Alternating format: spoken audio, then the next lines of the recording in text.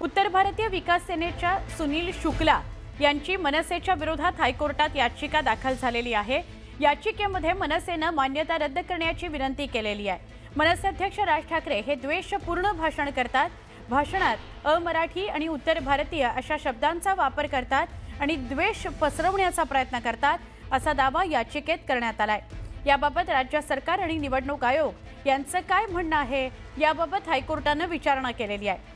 4 दिवसात माहिती द्यावी असं कोर्टाने सांगितलेलं आहे, तसे आदेश दिलेले आहेत। उत्तर भारतीय विकास सेनेकडून कोर्टात याचिका दाखल करण्यात आलेली आहे। कोर्टाने मनसेचं काय म्हणणं आहे, सरकारचं काय म्हणणं आहे या संदर्भात विचार मागितला आहे।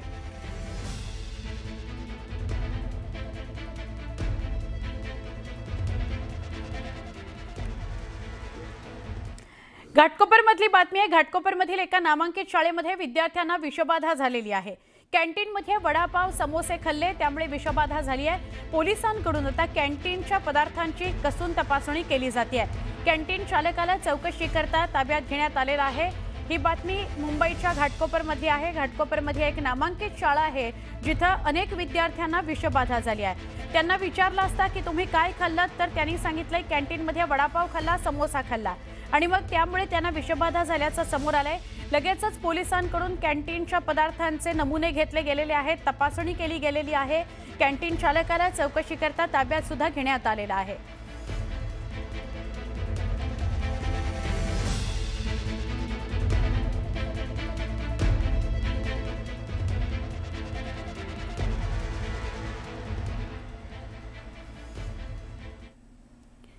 एक महत्त्वाची बातमी रायगडमधली आहे। रायगड जिल्ह्यामध्ये राष्ट्रवादी काँग्रेसचे प्रदेशाध्यक्ष आणि खासदार सुनील तटकरे आणि शिवसेनेचे नेते तसंच राज्याचे रोहयो मंत्री भरत गोगावले यांच्यातला वाद सर्वश्रुत आहेच। अशातच गोगावलेंनी पुन्हा एकदा तटकरेंविरोधात दंड थोपटलाय। सुनील तटकरे यांची काल बारी आज आमची बारी असं म्हणत त्यांनी तटकरेंना आव्हान दिलंय। आमच्या डोळ्यावरचा चष्मा स्वच्छ आणि पारदर्शक असल्याचं म्हणत त्यांनी तटकरेंवर पलटवार केलेला आहे।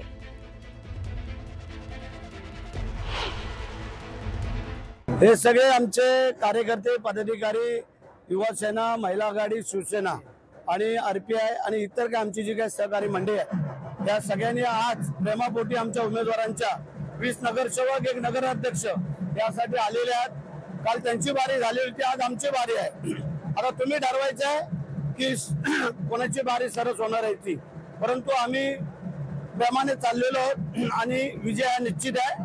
3 तारखेला परत तुम्ही इथे यायचं आहे।